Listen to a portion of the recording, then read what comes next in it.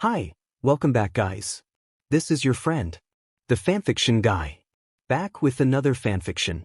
This is the first part of What If Deku Was Primordial Flame's Monarch? Now before starting, please give this video a like and subscribe to the channel if you want more videos like this. Now let's get into the fanfic. Izuku Park was a 24-year-old human-god hybrid known for his impressive titles, including God Killer, Slayer, Death, Killing Machine, the Unstoppable Beast, Doom Hunter, Apex Predator, Monarch of Primordial Flames, and King of Annihilation. He possessed a perfect physique, a testament to his rigorous training and dedication to martial arts. Izuku cherished his family, particularly his parents and his girlfriends, as well as the Sung family and Jenna Shadows. He found joy in training, honing his martial arts skills, and utilizing his advanced technology. Kind-hearted individuals and the thrill of hunting also brought him happiness, along with his association with S-rank hunters of Korea. He relished the challenge of fighting strong opponents and took pride in helping the weak. His connections to Ashbourne and Kaldrak were also significant to him. However, Izuku harbored deep-seated hatred for his old world and his past. He despised RPSDs, arrogant individuals, monsters, and bad hunters. Goto Ruji, Huang Dong-su, and Huang Dong-suk were among those he loathed, as were the demons and dark lords from his parents' world. He could not tolerate anyone who sought to harm his loved ones or those who interfered with his technology. Izuku's abilities were formidable. He possessed transcendent human physiology, granting him immense physical condition, strength, durability, and endurance. His power-up usage and rune absorption further enhanced his capabilities. He was immortal and wielded dark elemental manipulation, void manipulation, and energy manipulation, making him a force to be reckoned with in any battle. Primordial fire, eternal flames of death. Weapon creation, aura manipulation, bloodlust, inventory, metavision, emperor eyes, haki in all forms, mastery in speed, endurance, technique, and strength, indomitable rage and will, ultra instinct reserved for his eyes, crazy mode in heat, perfect copy, demonic arts, hell fear, monarch authority, hell domain, elemental magic, and stealth. He gains more abilities as the series progresses. Izuku has mastered multiple martial arts and created his own techniques: boxing, Muay Thai, Kyokushin karate, taekwondo, systema, wrestling, capoeira, thime, aikido, invisible attack, hand-edge technique, hard fist, close-quarters combat, and void technique. His weapons include the 1,000-year demon dagger, which he used to defeat an ancient demon in hell, and jackal and chamber 2, guns he created himself using his energy manipulation to make infinite bullets. He also wields the blades of chaos, crafted from a special rune from hell and imbued with hellfire, as well as crucible daggers and a crucible sword, a gift from his parents. Since the Doomslayer's name is unknown, he will be referred to as Hisashi, while Izuku's mother will be Yuna. The story begins before Izuku's death and reincarnation as the son of the Doomslayer. Set in Japan, Izuku has suffered throughout his life, neglected and abused by his family, with no one standing by his side. His life felt like hell, but he never gave up and grew stronger in his own way. Known throughout the world as the Green Demon, Izuku mastered multiple martial arts and surpassed all might and all for one in their primes, even without a quirk. He earned the title of the pinnacle of the quirkless world. Currently, Izuku finds himself in a war with Japan, as they hunt for him due to his past, which has turned the world against him. As he emerges from a tunnel, he sees the aftermath of battle, with fallen heroes and villains around him. Lighting a cigarette, he reflects on how those who challenged him underestimated his strength. As the rain begins to fall, he opens an umbrella to shield himself. He thinks about how no one has been able to entertain him, considering heroes and villains to be weaklings. Today, he plans to expose the truth about those he believes are fake heroes. He had the foresight to record everything that happened to him, documenting the abuse and neglect he endured. Determined to show the world their true nature, he prepares for what he calls his last hunt, vowing to end his past and the Yagi bloodline for good. He posts a folder online, and soon, people around the world are glued to their screens, witnessing the shocking contents. As the folder opens, Viewers are left speechless, confronted with the painful reality of Izuku's suffering. The screams of a young Izuku begging for mercy echo in their minds, and they witness the scars and wounds he bears. In a moment of vulnerability, young Izuku stands up, his body a mess of scars and burns. He retrieves a first aid kit from his hiding place and begins to treat his wounds, enduring the pain as he bandages himself. He reflects on the early departure of his tormentors and the realization that he may not sleep that night. Filled with rage and tears in his eyes, he laments how people treat his abusers as heroes, realizing that everyone is like them. He looks into the camera, revealing his broken spirit, and the world watches in horror. A reporter, unable to continue with the footage, expresses her sorrow before another takes her place, announcing that Izuku, the green demon, is live. As he addresses the world, his cold eyes betray no emotion. He calls out the Yagi family, Bakugo, the Todoroki twins, and their friends, challenging them to confront him directly. He declares that it's time to settle things once and for all, stating that it's either them or him. He demands that they stop sending weaker opponents to face him, insisting that if they want him dead, they should come and do it themselves. As the live stream ends, the scene shifts to UA High, where the students and faculty are left in stunned silence after witnessing the folder and videos Izuku posted. All Might expresses his disdain for Izuku, referring to him as a quirkless brat, while Gran Torino, filled with anger, confronts All Might about his treatment of his own son. Inko, Izuku's mother, reflects on her regret over his birth. Recovery Girl, filled with anger, confronted Inko, expressing her frustration about how Inko treated her grandson. Inko, dismissive, acknowledged that the only ones who truly supported Izuku were Recovery Girl and Gran Torino, who loved him dearly but were overseas at the time. Izumi questioned why Katsuki cared so much about what he deemed a mistake, while Katsuki and others echoed their disdain for Izuku, calling him worthless and a waste of space. As they continued to belittle Izuku, their phones buzzed with notifications. Izuku had revealed the truth about 1-4. All, igniting anger in All Might and others who had looked down on him. In Class 1B, Momo and Jiraiya were left speechless by the video, tears streaming down their faces as they realized the depth of Izuku's pain. They reflected on how he had hidden his suffering, and the boys marveled at his resilience despite everything he had endured. Meanwhile, Izuku found himself surrounded by heroes and villains. He taunted them, dismissing their threats and asserting his strength. The heroes demanded his surrender, promising a painless end if he complied, but Izuku scoffed at their attempts to intimidate him. As they charged at him, he prepared to show them just how outmatched they were. With a swift motion, Izuku struck a group of heroes and villains, sending them flying. Another group approached, quirks activated, but he countered their attacks with ease, demonstrating his overwhelming power. As he fought, his demeanor shifted, his eyes transforming as he tapped into his ultra instinct. He demanded to face the Yagis, his resolve unshakable. In a flashback, the Hero Commission president questioned All Might about the situation, urging him to eliminate Izuku. Katsuki reveled in the thought of Izuku's demise. Suddenly, news broke of a protest by quirkless individuals and those with quirks marching towards the association building, shocking everyone in the room. Back in the present, Izuku had dispatched the army sent to confront him, leaving a chaotic scene in his wake.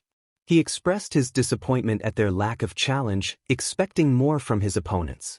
As he ventured deeper into the fray, he encountered more heroes and villains, his cold gaze betraying no emotion. He declared that they were in his way and would not survive. The ensuing battle was fierce, with sounds of chaos echoing around him. After a relentless fight, Izuku stood victorious over the fallen, unimpressed by the effort they had put forth. He continued onward, eventually coming face to face with his past Class 1A, including Bakugo and Todoroki, with Momo and Jiraiya absent. Seeing them stirred emotions within him, and for the first time, he allowed a grin to spread across his face, having long awaited this moment. He proclaimed that today would be the day he would confront them all. Inko and the others expressed their disdain for him, while All Might vowed to make him pay for revealing the secret of 1-for-all. Izuku, unfazed, declared that he had already dealt with All for One and Shigaraki, and now they were next on his list. He lit a cigarette, surrounded by the rain and the weight of his past. He confidently asserted that he would defeat them, dismissing their strength as inferior. As the tension escalated, Izuku challenged them to stop talking and start fighting. The confrontation began, and as they rushed towards him, he flicked his cigarette aside, ready for the final showdown.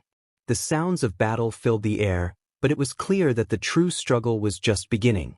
Izuku was relentlessly overpowering his opponents, even after they managed to poison him. He pressed on, unstoppable as he faced everyone in his path. With a fierce determination, he challenged them to show him their strength. In a swift motion, he struck both Kirishima and Denki, sending them reeling. As he surveyed the scene, he noticed Mineta, who was visibly terrified. With a menacing grin, Izuku approached Mineta, making a taunting remark about grape juice. He seized Mineta, overpowering him and leaving him in agony. The chaos continued as Izuku unleashed his fury on Class 1A, defeating them with overwhelming force. The Todoroki and Bakugo twins faced a particularly harsh fate, suffering greatly at his hands. Izuku reveled in the chaos, realizing that this was a twisted form of enjoyment for him. The Yagi family was the only ones left standing as Izuku wreaked havoc around him. With blood on his hands, he turned his attention to them, declaring that they were next. Before All Might could react, Izuku dashed forward with incredible speed, landing a powerful punch that sent All Might flying. Izumi attempted to use her quirk against him, but he swiftly intercepted her, slamming her to the ground and causing a significant impact. He taunted her, claiming her eyes as he inflicted pain. Izuku then turned to Inko, who had been hiding behind Izumi. He mocked her presence before delivering a brutal blow that left her gasping. All Might, witnessing the scene, called out in desperation, but Izuku only grinned, relishing the moment. He brought Izumi and Inko together with a forceful clash, dodging All Might's retaliatory strike and landing a kick that left All Might struggling to breathe. Izuku taunted All Might, reminding him of past insults and relishing his current position of power. However, he soon felt the effects of the poison taking hold, realizing he needed to end this confrontation quickly. All Might smirked as he observed the situation unfolding. It seemed the poison was taking effect. Izuku acknowledged this, expressing his intent to ensure All Might suffered before leaving this world. He grinned, and All Might felt a wave of fear wash over him. Izuku summoned the two high-end nomes he had captured from All for One. All Might was confused, but the grin on Izuku's face made him realize what was about to happen. Izuku commanded the nomes to attack his family, and Inko and Izumi's eyes widened in horror at his words. For the next few hours, Izuku tormented All Might while the nomes overwhelmed Izumi and Inko. He forced All Might to watch as his loved ones endured unimaginable suffering. After the nomes had finished, Izuku continued his torment, breaking All Might's family as they had once broken him. Their eyes lost all life, especially Izumi and Inko, as Izuku reveled in their despair. With a smirk, Izuku asked if they had any last words. The Yagi family remained silent. Izuku then declared that their souls would never find peace in the afterlife and would rot in hell. He placed his foot on their necks and brought their heads together, ending their suffering. Standing up, he looked at the sky, smirking as he reflected on his actions. He had finally achieved his goal. However, he soon began to cough violently, blood spilling from his mouth as the poison ravaged his body. Accepting his fate, he thought about dying alone, but he felt no regrets. He had lived his life on his own terms and had taken his revenge before his end. With a final smile, he closed his eyes, feeling a sense of peace wash over him as he embraced death. Void, Izuku floated, having accepted his fate. He opened his eyes, realizing he was alone. It felt oddly welcoming, and he settled into a sitting position, contemplating his eternal solitude. A mysterious figure appeared behind him, prompting Izuku to jump back in surprise. The figure introduced himself as King, the creator and supreme ruler of the multiverse. Izuku felt a chill run down his spine from the figure's presence. King offered Izuku a choice: To go to heaven for eternity or to reincarnate into another world and live the life he never had. Izuku, sensing the sincerity in King's words, asked if there was a catch. King assured him there was none, as he had always been a good person despite his troubled life. After some thought, Izuku chose to reincarnate into another world.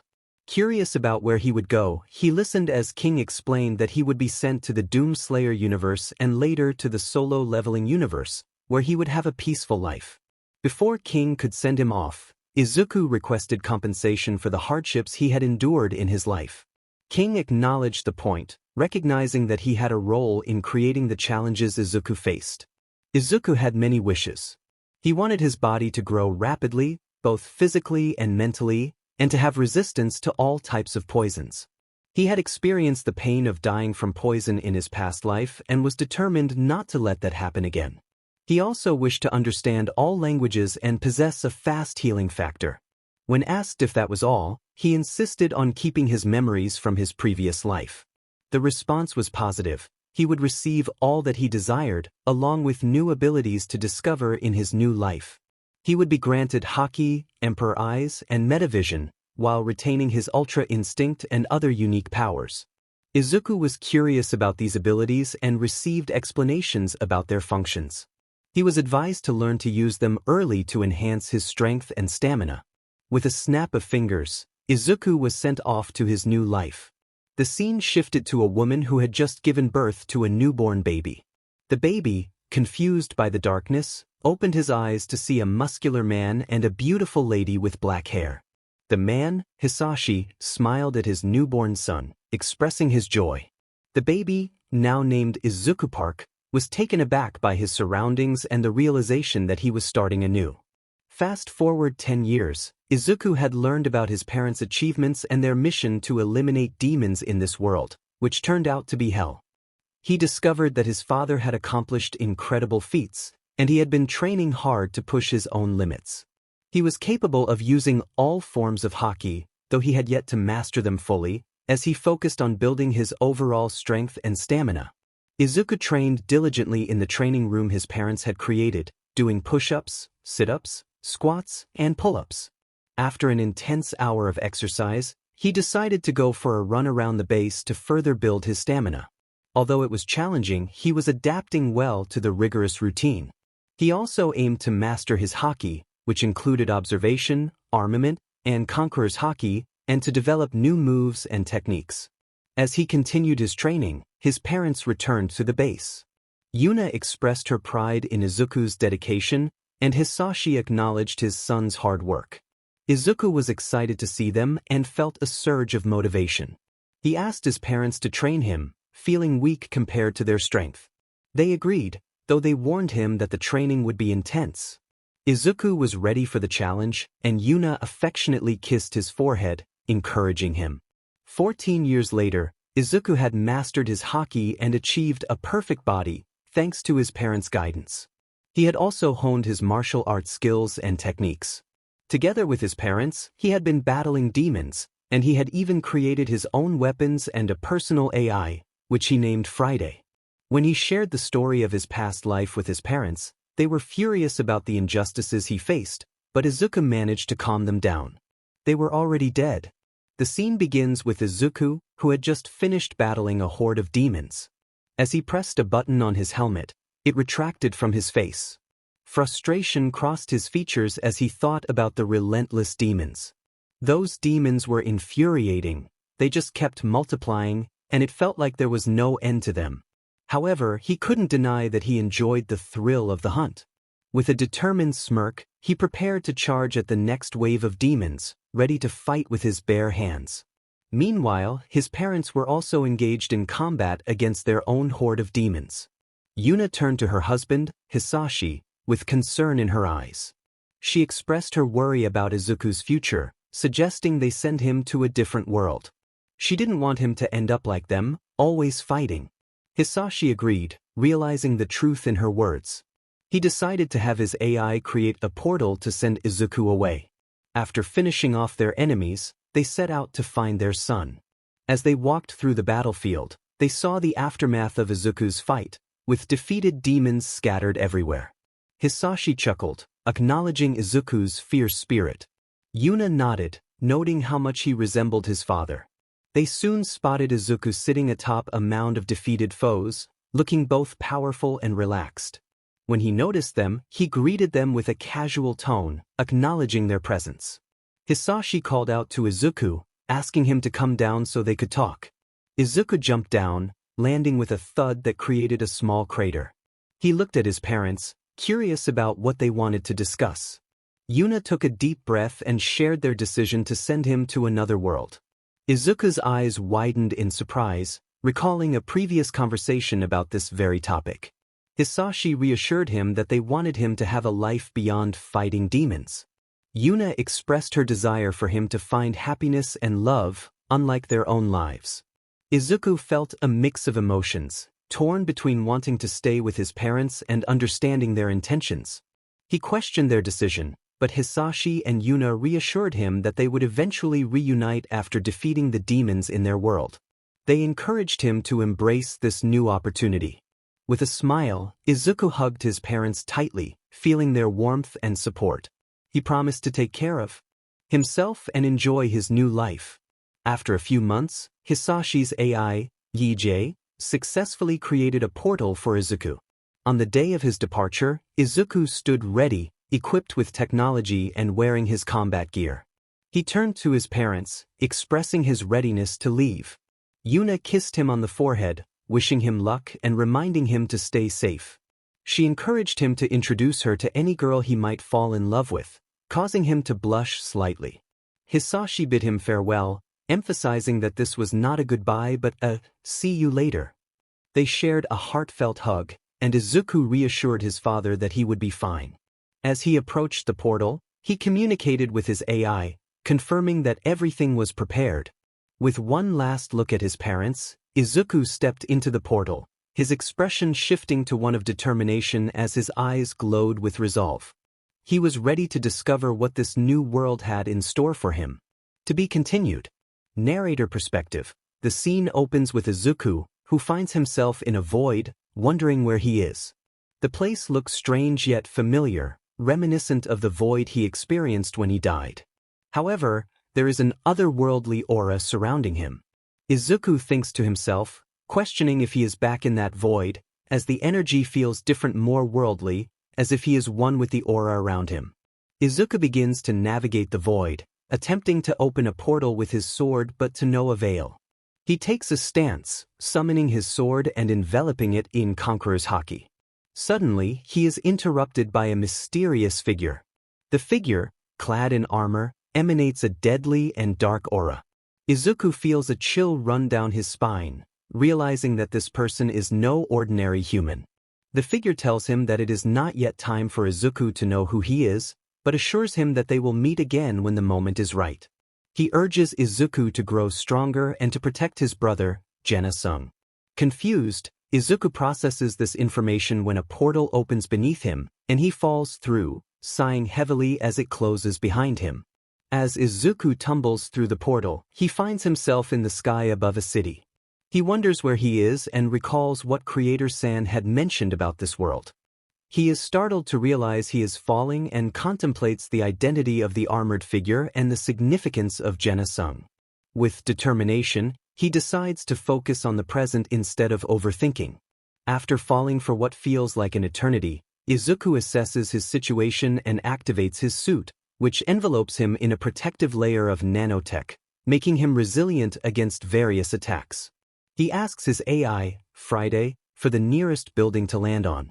Friday scans the area and directs him to a nearby structure.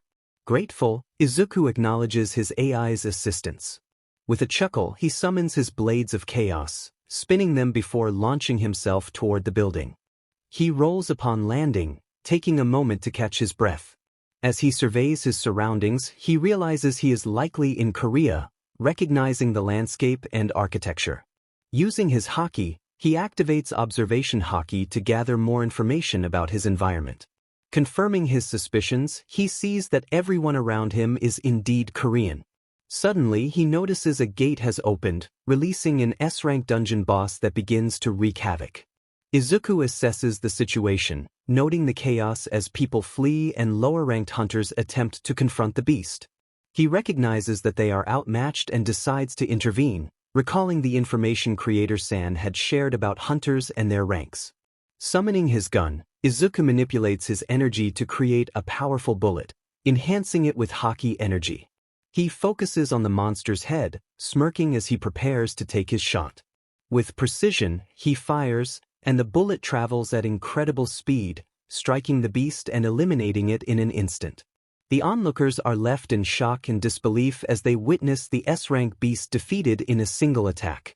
A random hunter, bewildered, wonders who possesses such power to take down a creature of that caliber so effortlessly. The head of the beast lay in shattered pieces, a sight that left the Hunters Guild in shock and disbelief as they arrived on the scene. Their eyes widened at the gruesome sight, and they began to question one another about what had transpired. Izuku, sensing the commotion, decided it was time to make his exit and leaped into an alleyway. A mysterious figure observed from a distance, sensing an ominous and dangerous aura emanating from that direction. The figure contemplated the presence of a formidable force, likely an S-rank hunter or even stronger. Meanwhile, Izuku sighed in relief as he settled into the alley. He realized he needed to remain hidden until he was fully acclimated to this new world. Suddenly, a screen appeared before him, announcing his status as a player. Confused, he wondered about the nature of this system. The system introduced itself, explaining that it was designed to help him grow stronger. Izuku, intrigued yet cautious, asked about its creator, but the system began to glitch, hinting at a mystery surrounding its origins. Determined to play by the rules for now, Izuku focused on his priorities. He wanted to devour the system and check his stats, which he found impressive. His magical power and intelligence needed improvement, but he was eager to see what skills he possessed. The system provided a list of abilities, indicating that as he leveled up, he would grow even stronger. A new quest alert appeared, instructing him to protect someone named Sung Jenna, which puzzled him since he had no knowledge of her. Just then, a portal opened, and a girl in a hoodie emerged, relieved to have cleared the gate. Upon spotting Izuku, she summoned her daggers, ready for a confrontation. She demanded to know who he was, but when the system attempted to assess his strength, it encountered an error, unable to measure his power. The girl was taken aback, realizing that he was far stronger than she had anticipated. Months passed, and Izuku settled into the Sung household, growing closer to Jenna and Jaina. Their bond deepened, and feelings began to develop, though none had yet confessed. Izuku undertook numerous quests, becoming increasingly powerful. He trained Jenna in martial arts and shared some of his techniques, helping her enhance her abilities. She mastered Haki in just 2 months, impressing Izuku with her talent. As Izuku reflected on his journey while taking a shower, he acknowledged how much he had grown since arriving in this world.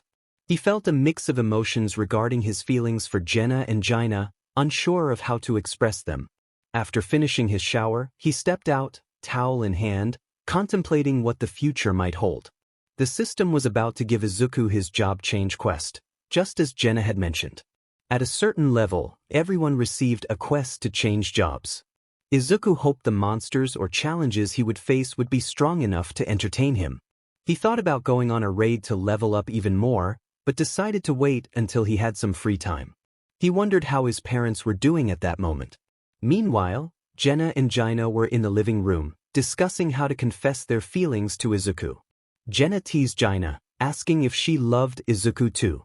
Jaina blushed and nodded, expressing her admiration for his kind, caring, and strong nature, even when he seemed cold to others.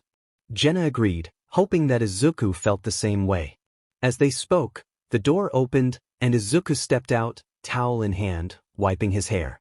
The girls blushed fiercely at the sight of him. Izuku greeted them casually, and Jenna seized the moment to tell him they had something important to share. He encouraged them to go ahead, and they took a deep breath, ready to confess their feelings. In unison, they declared their love for Izuku and asked if he would be their boyfriend. Izuku smiled warmly and leaned in to kiss Jenna, who was taken by surprise but quickly kissed him back. After a magical moment, they broke apart, both blushing. He then kissed Jaina, and she reciprocated, both of them feeling the warmth of the moment. Izuku expressed his love for both girls and agreed to be their boyfriend. They embraced him tightly, and he returned the gesture, feeling grateful to have found the girls of his dreams. He wanted to share his past with them, believing that honesty was essential in their new relationship. Jenna was surprised but encouraged him to share. Izuku gently touched their foreheads, revealing memories of his life in the MHA world. They witnessed his struggles, the neglect and abuse he faced, and how he grew stronger despite the world's rejection.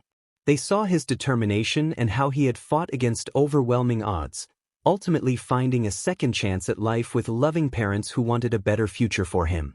The girls were moved to tears as they processed everything Izuku had endured. Jenna expressed her disbelief that he had gone through so much, while Jaina marveled at his resilience. Izuku smiled at them, sharing that he never gave up and always pushed forward.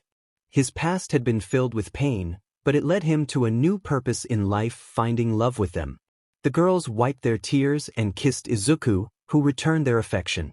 He declared his love for them, grateful for their support. They all decided to watch a movie together, and Izuku went to prepare popcorn. As they settled in, Jaina started the film, and Izuku felt a sense of happiness wash over him, realizing he had finally found his purpose. After the movie, Izuku led his girls to bed, playfully teasing them. They were excited and eager to spend more time together. The next morning, Izuku woke up early with his girls and went through his morning routine. He completed daily quests with Jenna before dropping her off at college.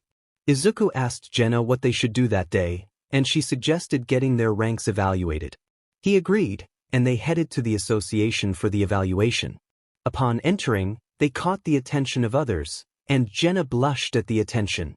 An assistant greeted them, and Izuku introduced himself and Jenna, noting how his presence made the assistant blush. The assistant asked for their names and instructed them to take a seat while they waited for their turn. Izuku glanced around, noticing the reactions of those around them, feeling a sense of pride in his relationship with Jenna and Jaina. Izuku felt a wave of nervousness wash over him as he observed the others waiting to learn their ranks. He recalled hearing from Jenna that E-rank hunters were often treated poorly and looked down upon. Some individuals became hunters for the financial rewards, while others sought to support their families in need. This world was vastly different from his old one. Despite the presence of gates and hunters, it felt much more peaceful. The assistant called forth the next person, and an extra turned to Izuku, expressing their own nervousness. They suggested that Izuku go in first, to which he readily agreed. Together, they entered the room and were greeted by a massive mana ball designed to measure their mana levels. The assistant instructed Jenna to place her hand on the crystal, but when she did, an error message appeared, causing the assistant to look surprised. Unsure of what was happening, the assistant decided to try again with Izuku. He stepped forward, knowing he needed to control the output of his mana and energy to avoid breaking the crystal. He thought to himself that he would reveal his true strength when the time was right. As Izuku placed his hand on the mana crystal, he carefully lowered his mana output, but the machine displayed another error. The assistant's confusion grew, and another staff member approached to investigate. Upon hearing the situation, he was equally shocked by the repeated errors. The second assistant noted that such errors hadn't occurred in 2 years, and the last time it happened was when a particularly powerful individual had checked their rank. He speculated that the machine couldn't measure their mana levels, leading him to conclude that they were likely the 10th and 11th S-rank hunters in Korea. After a brief wait, the first assistant returned to them, explaining that their mana levels were unmeasurable and that they would need to use a more advanced mana meter, requiring permission from higher-ups. They requested that Izuku and Jenna return in 3 days, to which they agreed. As they left the room, another extra noticed a man with red hair in a striking red suit, adorned with multiple rings. He appeared quite handsome for his age. The assistants expressed their astonishment, recognizing him as the guild master of Korea's strongest guild, Choi Jongin. Izuku admired Choi Jongin, known as the best fire user in the world, while Jenna acknowledged the titles he had earned. Choi Jongin declared that there was no need for an evaluation, as it was clear that Izuku and Jenna were S-rank hunters. He dismissed the need to wait for 3 days, noting that their auras spoke volumes about their strength. Wu Jinchul, another observer, remarked on Jenna's S-rank status and anticipated that the upcoming days would be entertaining with both her and Izuku.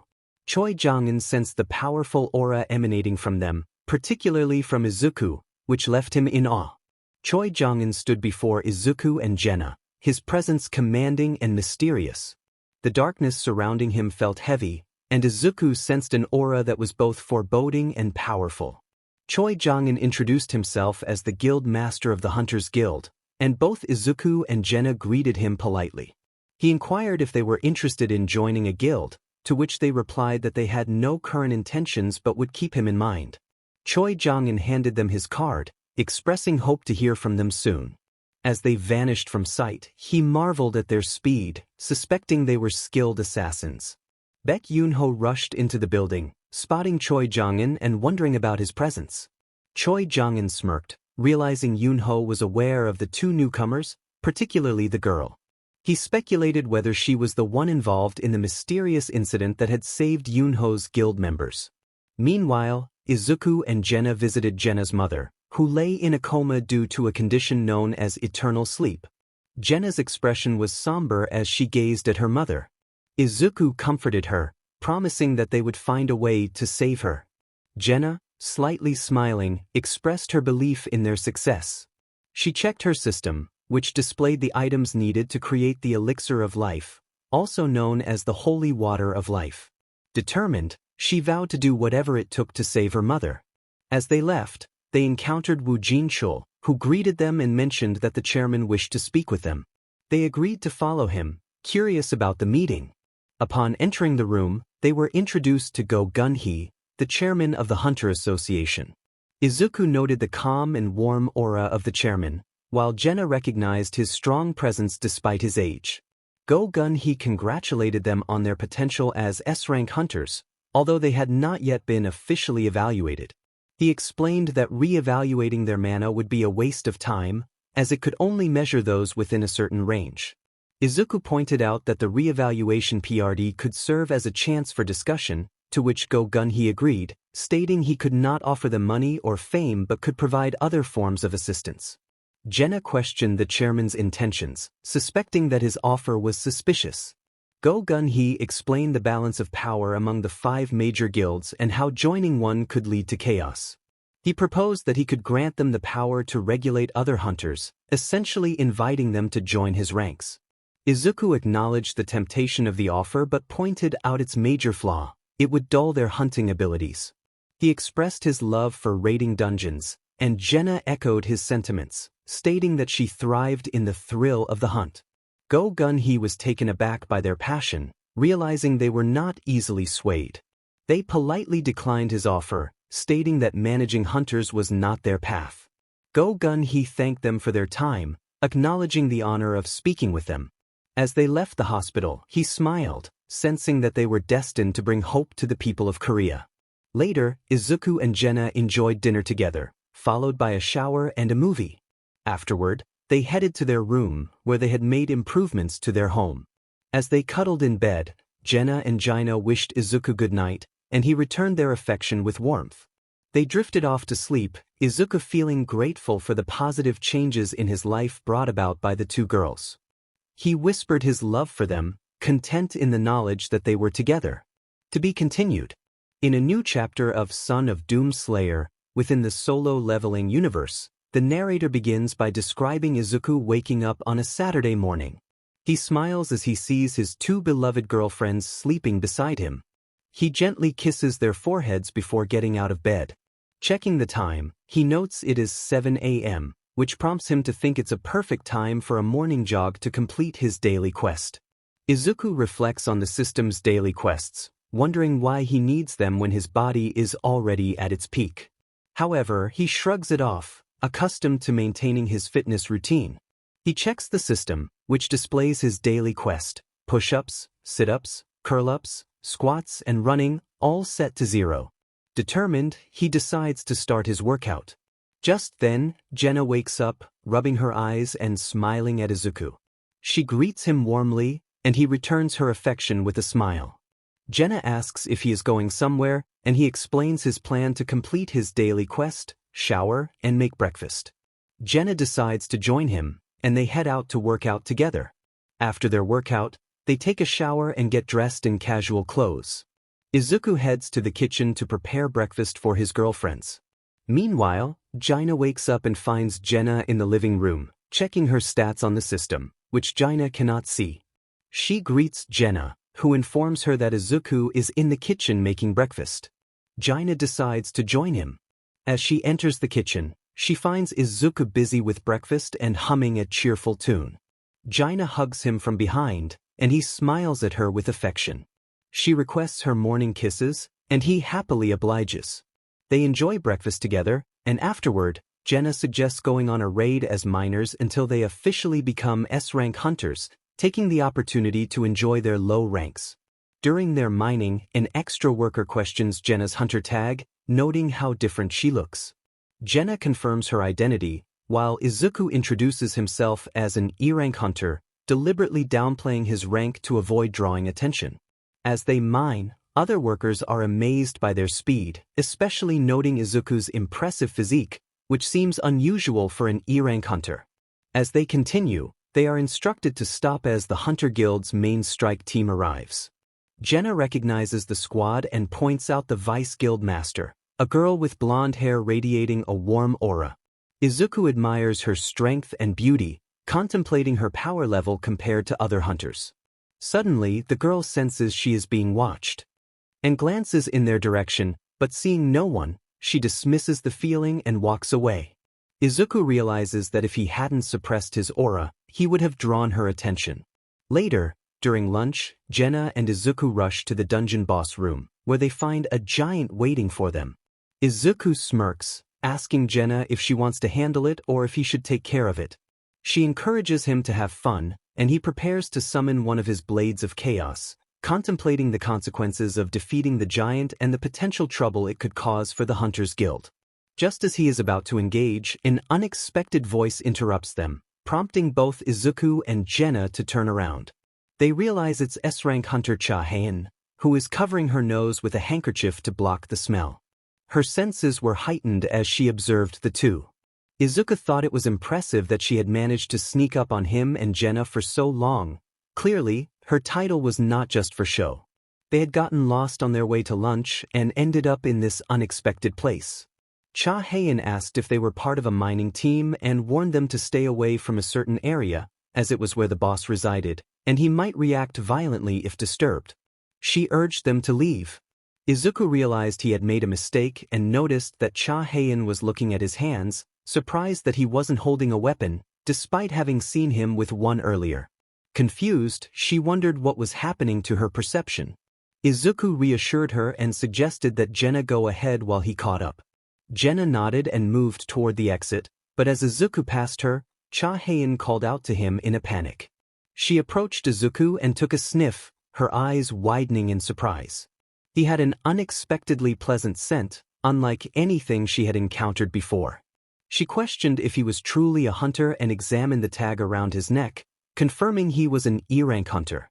Despite her initial doubts, she advised him to be careful on his way out, sensing that he was far stronger than his rank suggested.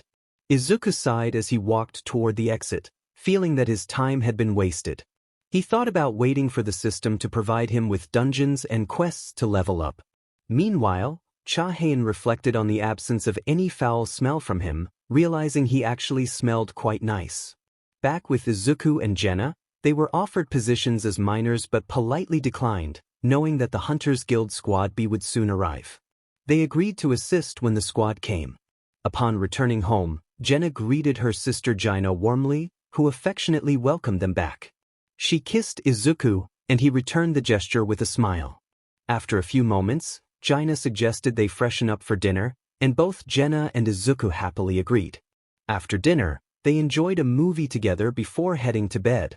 That night, Izuku received a quest from the system, prompting him to enter an A-rank dungeon. He quickly dispatched the weak monsters inside, noting their fear in response to his presence. He found the creatures to be surprisingly easy to defeat and mused about his strength. As he continued, the system notified him that he had leveled up. He checked his status window, noting his impressive stats and the significant growth he had achieved over the past few months. He reflected on how he would likely be at level 95 if he weren't sharing experience points and stats with Jenna. He recognized her strength and speed, realizing she had become a formidable fighter even without her shadows. Izuku felt proud of her growth and appreciated the benefits of being in a party, allowing him to share his stats and help her level up faster. Suddenly, another screen appeared before him, informing him that he had reached the required level for a job change quest. He contemplated whether to accept the quest or refuse it. Izuku felt a thrill as he realized the system had assigned him a job change quest. It warned him to enter at his own risk, but he was eager to see what awaited him. He decided to postpone his entry until the next day, as he needed to return to the mining squad with Jenna after a good night's sleep. Once home, he climbed into bed, smiling as he saw his companions cuddled up to him. He kissed their foreheads and closed his eyes, drifting off to sleep. The next day, Izuku found himself in a forest, dressed in his gear and ready for the job change quest. He was curious about what challenges lay ahead. As he began to stretch and prepare, he felt a surge of excitement. The system opened a portal engulfed in black and pink flames, and he sensed a powerful aura emanating from it. With a smirk, he stepped through the portal. Upon entering, he discovered a hall that reminded him of the one he had seen when his father returned from his first mission as the Doomslayer. The system's voice echoed in the air, informing him that he could not leave the dungeon until he cleared it and that his potion and shop abilities were restricted. Only certain abilities would be available to him in this area. Izuku took a deep breath and moved forward, soon finding a door that led him to a wasteland filled with lava, resembling a hellish landscape. His senses heightened as he dodged a dark energy spear aimed at him. Turning to see the source of the attack, he spotted a Hell Knight wielding dark spears radiating sinister energy. A grin spread across his face as he prepared for battle. He taunted the Demon Knight, eager for a challenge. Another knight appeared, slashing at him, but Izuku deftly dodged and retaliated with a powerful punch, sending the knight reeling. He continued to evade attacks, feeling invigorated by the thrill of combat. As he faced multiple knights, he unleashed his strength, taking them down with swift and decisive movements. Izuku reveled in the chaos, feeling unstoppable as he tore through the ranks of Hell Knights. He shouted in exhilaration, embracing the intensity of the fight. As more knights charged at him, he welcomed the challenge, ready to face them head-on. With a burst of speed, he dodged their attacks, showcasing his agility and skill. He summoned his haki, feeling the energy surge through him. With a fierce determination, he prepared to unleash a powerful attack. As he descended upon the knights, he executed a devastating move that created a massive explosion, leaving a crater in its wake. The smoke cleared, revealing more knights surrounding him, ready to strike. Izuku grinned, excited by the prospect of more opponents. He deftly dodged their attacks, impressed by their teamwork. Drawing his 1,000-year demon dagger, he focused his energy, charging haki and mana through his body and weapon. With a fierce stance, he prepared for his next move. As he leaped from the crater, he rushed toward the knights, the air thickening with energy. With a powerful slash, he obliterated the knights, leaving only ash in his wake. Notifications from the system flooded his vision, confirming his victories as he continued to embrace the thrill of battle. Izuku found himself outside the castle, observing the Hell Knights guarding the entrance. He sighed, feeling a mix of annoyance and determination. He was ready to confront them. With a flick of his wrist, he unleashed his ancient demon dagger, and the knights were swiftly dispatched, their forms disintegrating before him. His instincts began to tingle, sensing something dangerous lurking within the castle. A grin spread across his face as he anticipated the thrill of battle. As he stepped into the castle, he walked down a long hallway until he reached a massive door leading to the main hall. He could feel a powerful presence waiting for him on the other side. With a sense of excitement, he pushed the door open and stepped inside. There, on a throne, sat a figure that made his eyes widen in disbelief. It was his past self, radiating a strong aura. Izuku couldn't help but admire his former appearance, acknowledging the striking resemblance.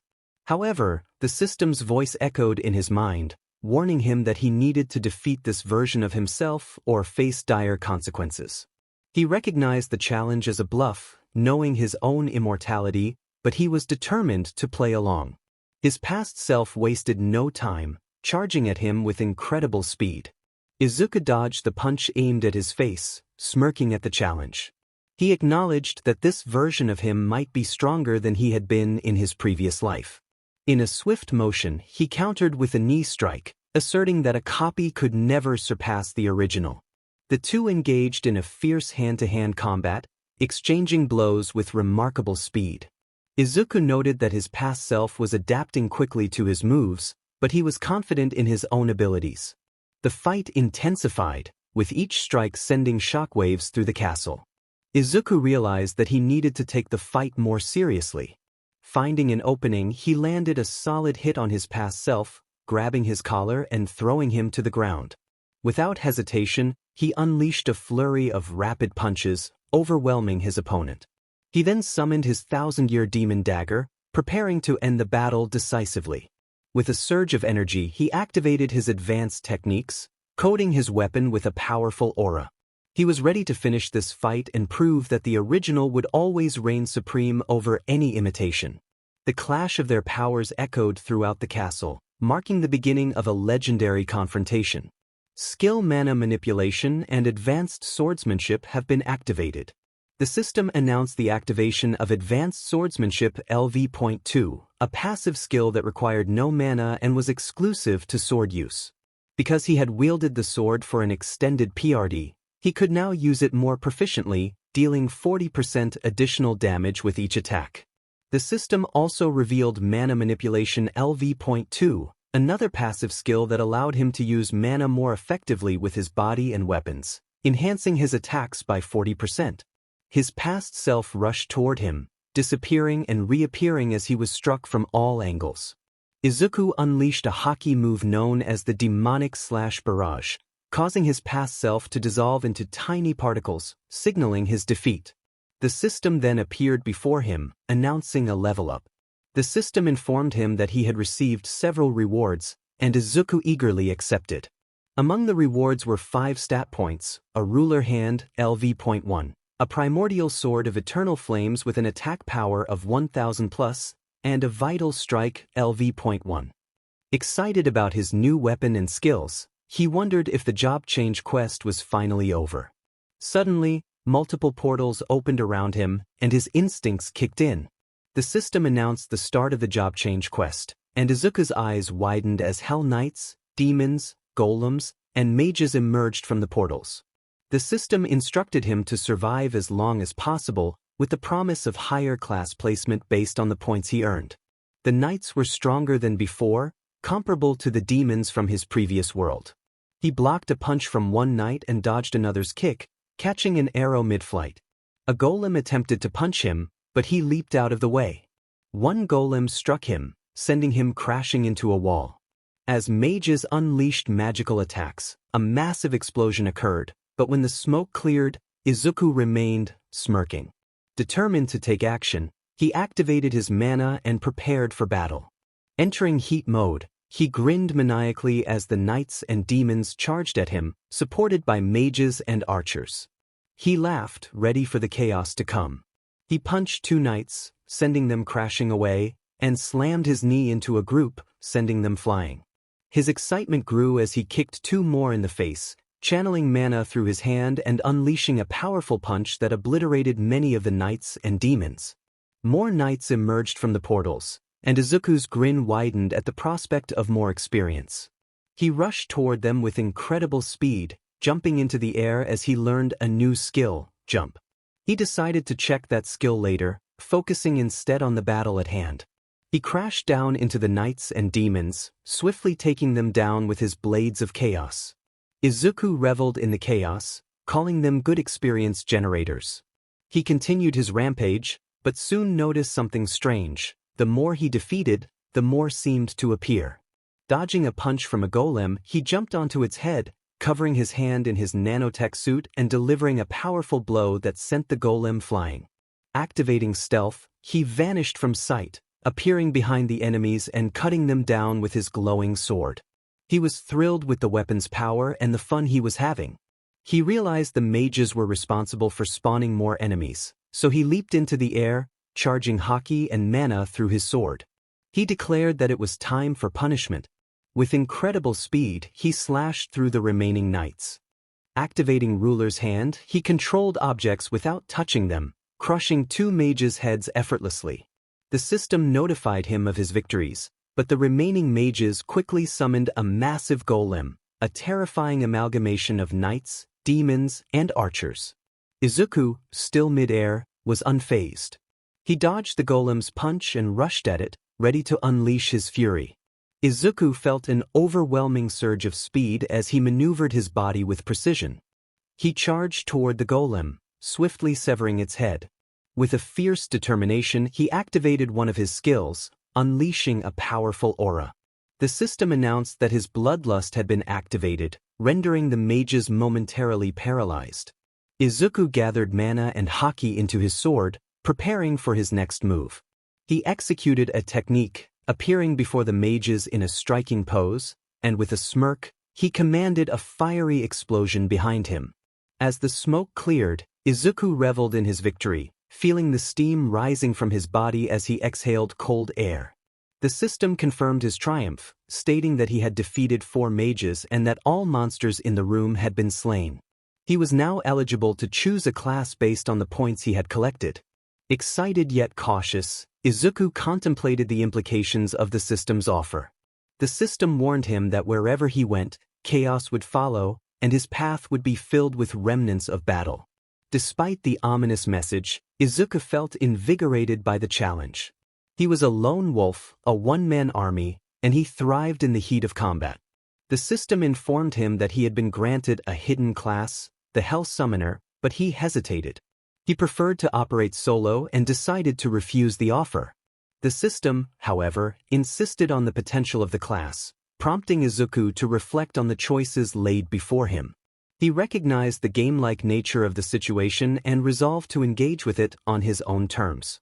As the system continued to process his actions, Izuku felt a surge of power envelop him, transforming him into the Monarch of Primordial Flames. The dark pink aura radiating from him signified his newfound strength. He marveled at the system's changes, noting the vibrant colors and the exclusive skills he had acquired. With a flick of his wrist, he activated Hell Summoning, creating primordial flame soldiers from the lifeless bodies around him. He felt a thrill at the prospect of commanding these unique beings, each one distinct from the last. As he surveyed his new army, he realized that he could grow stronger with each battle, and he was determined to match the numbers of his companions. Izuku summoned his soldiers into his shadow, a confident smile on his face as he checked his status. The system displayed his impressive stats, confirming his status as the Monarch of Primordial Flames. With a sense of purpose, he prepared for the challenges ahead, ready to carve his path through the chaos that awaited him. Vitality, unmeasurable intelligence, 323 plus sense, unmeasurable. Physical damage reduction, 100% magical damage reduction, 90%. Izuku felt a surge of strength and noticed his mana was fully restored, along with a new weapon in his possession. He considered it a victory. As he prepared to return home, a dark pink portal opened, and he stepped through, finding himself in a forest enveloped by a mysterious aura. He smiled, admiring the dark pink hue of his mana, which he found beautiful and divine. He thought about how much he missed his bed and the girls, realizing that time in the dungeon had passed slowly. With determination, he used Flash Step, leaving a trail of pink flames behind him as he appeared in the living room of the Sung household. After freshening up and changing into a black shirt and shorts, he entered his room to find Jenna reading a book while Jaina slept peacefully. Jenna greeted him with a smile, inquiring about his job change quest. Izuku shared that he had become a Hell Summoner, which had evolved into Monarch of Primordial Flames. Jenna expressed curiosity about his soldiers, and Izuku summoned them, impressing her. After desummoning them back into his shadow, he hopped onto the bed and hugged Jenna, feeling exhausted and ready for sleep. As they cuddled, Jaina shifted and laid her head on Izuku's chest. He smiled down at her and kissed her forehead, enjoying the warmth of both girls. They drifted off to sleep, content in each other's presence. The next morning, Izuku woke up around 5 a.m., feeling refreshed.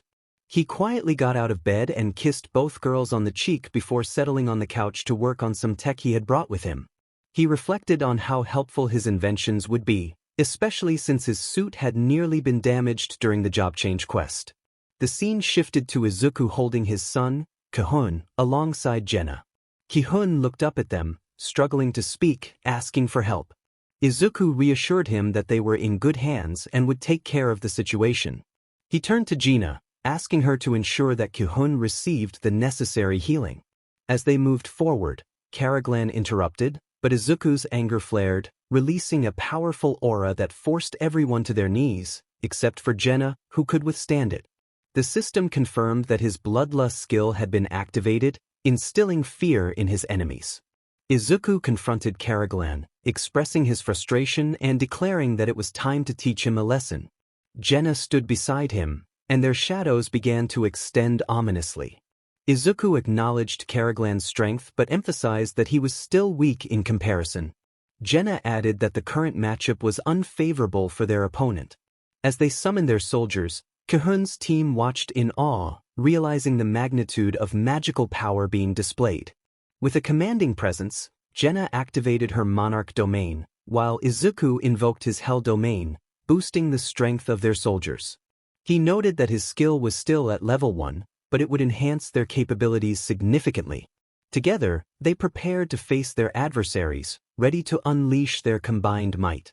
Shadows had grown much stronger than they were before, and Izuku decided it would be wise to take Aizu with him to the demon castle upon his return. Jenna believed that having Aizu's assistance would make their task much easier. Izuku addressed his soldiers, informing them that their foolishness had led them to challenge him and their queen. He emphasized that such behavior could not be tolerated. The soldiers, armed and ready, struck their weapons against the ground, rallying behind Izuku as he nodded in understanding of his king's intentions. Jenna noted the respect the shadows had for Izuku, and he encouraged his soldiers to listen to her as well, since she was their queen. Jenna expressed her satisfaction with their understanding, assigning them a single task, to show their enemies who they truly were. Together, they shouted in unison, charging toward the high orcs. Jenna summoned her daggers and exchanged a smile with Izuku, her partner. With a flourish, Izuku summoned his primordial flaming sword, his eyes glowing with determination as he prepared for battle. He was eager to enjoy the fight. As the battle commenced, Izuku swung his sledgehammer, taking down a horde of orcs in one powerful motion. He used his taunt skill, drawing the attention of the orcs, which only fueled his anger. Iron, witnessing this display, was astonished by Izuku's strength, marveling at how he could defeat so many high orcs in a single attack. Meanwhile, Igris stood surrounded by multiple high orcs. His purple aura intensified as he raised his long sword, and with a single swing, he dispatched all the orcs around him. Izuku's soldiers fought with incredible speed, cutting down orcs left and right. Jenna moved gracefully through the horde, dispatching her foes with remarkable speed. She taunted the orcs, expressing her disappointment at their lack of challenge and calling them pathetic. Sun Kihun watched in awe, noting the perfection of Jenna's movements as she effortlessly defeated the high orcs. Gina compared her speed to that of the Vice Guild Hunter, realizing just how powerful she was, especially with her summons fighting alongside her. The group was captivated by Izuku's flawless swordsmanship, which surpassed even that of the renowned hunter. Igris continued to counter the high orcs' attacks with incredible speed and technique, aided by Izuku, who had helped him refine his swordsmanship. As Izuku fought, he declared his intent to eliminate their enemies without mercy, his rage fueling his relentless assault. His techniques were simple yet devastating, making it seem as though a deity was in battle. He announced that his slaughter arc had begun, leaving everyone in awe of his power. Karaglan questioned how a human could be this strong, as the fight raged on.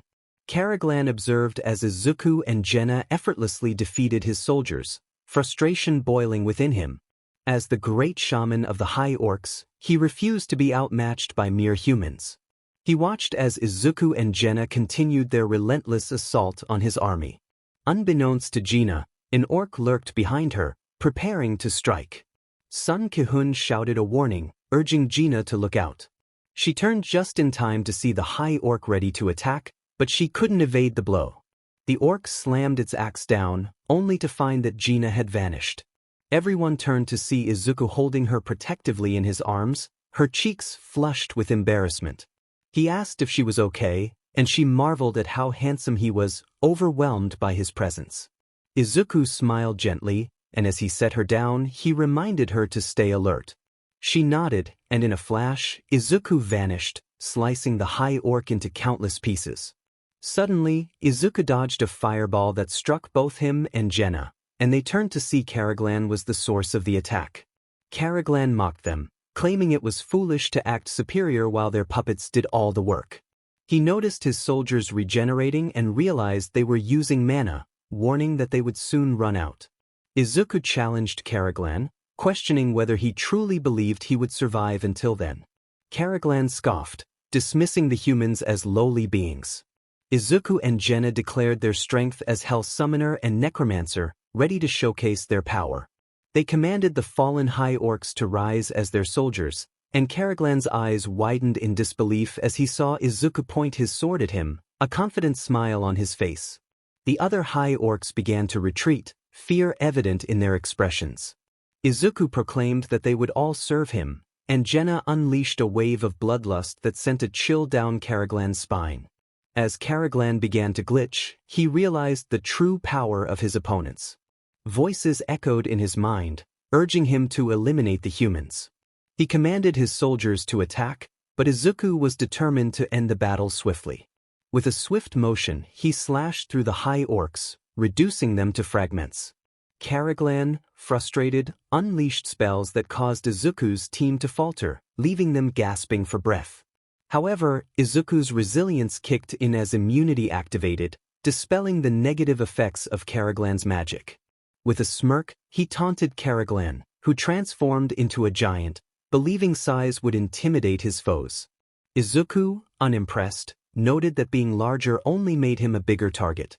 As Karaglan attacked, Izuku evaded his strikes and used stealth to appear right in front of him. He declared that the time for this battle had come to an end. Spotting Hunter Cha and Jin Wuchol at the entrance, he decided to deal with them later, focusing on bringing Karaglan down. With a powerful punch charged with mana and haki, he struck Karaglan, sending him crashing to the ground. Jenna, alongside her shadow soldiers, prepared a massive fire attack. Izuku executed a vital strike, combining his mana and haki to deliver a devastating blow. As the dust settled, Karaglan lay defeated, his limbs severed, a defeated expression on his face. Jenna stood before him, flanked by her high orc soldiers, her confidence radiating. She remarked that Karaglan had lost the moment they entered the dungeon. As Karaglan looked up, he saw his own orcs turning against him, sealing his fate. Izuku approached Jenna, smiling at her success. She returned the gesture with a quick kiss, then turned her attention to Karaglan's lifeless body. Izuku encouraged her to proceed, and she placed her hand on the corpse, activating a system notification that indicated she had leveled up 3 times. Jenna was thrilled to find herself at level 85, thanks to Izuku's support. The system also notified Izuku of his own level increase, bringing him to level. Jenna commanded Karaglan's body to rise, enveloped in a shadowy aura, transforming him into one of her soldiers. Everyone watched in awe as she named her new elite soldier Tusk, a name she deemed more fitting. Izuku congratulated her, and she beamed with pride as their shadows returned to them, ready for whatever challenges lay ahead. Wu Jinchul noticed Hunter Izuku and Hunter sung together. Izuku greeted Wu Jinchul with a playful comment, then turned to see Hunter Cha Heian, smirking at her. He complimented her on the pickaxe she was holding, which made her blush with embarrassment. Izuku found her blush adorable.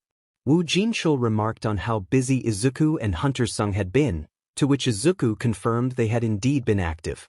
Wu Jinchul explained that they were part of the monitoring division, keeping an eye on special hunters like Izuku and Hunter Sung. The atmosphere was filled with curiosity as others began to ask questions about Izuku and Jenna's strength. Izuku reassured everyone that their questions would be answered soon, encouraging them to stay tuned for the news. As Izuku and Jenna prepared to leave, he glanced back at Cha-Heian and Gina, winking at them, which caused them to blush. They headed home, refreshed after their day, and enjoyed dinner while watching movies before going to bed. The next day, Izuku and Jenna were getting ready to head to the association building. Izuku asked Jenna if she was ready, admiring the suit she had chosen for him. Jenna joined him, looking stunning in her black outfit.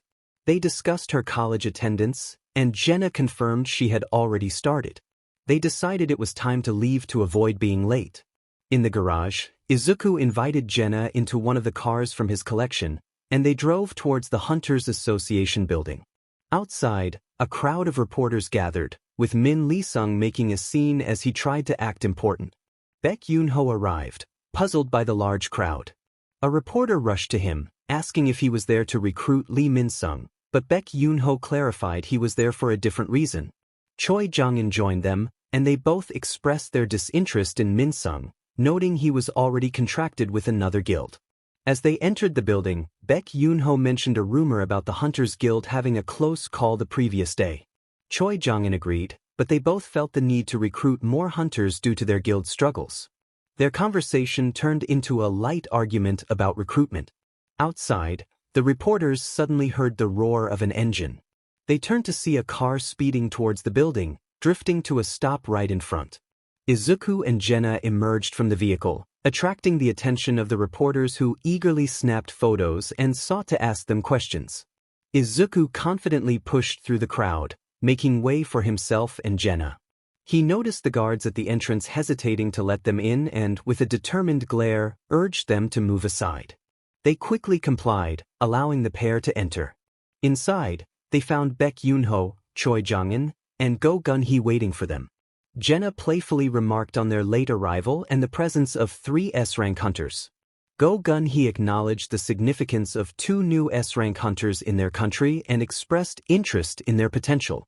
Izuku was ready to begin the evaluation process. To be continued.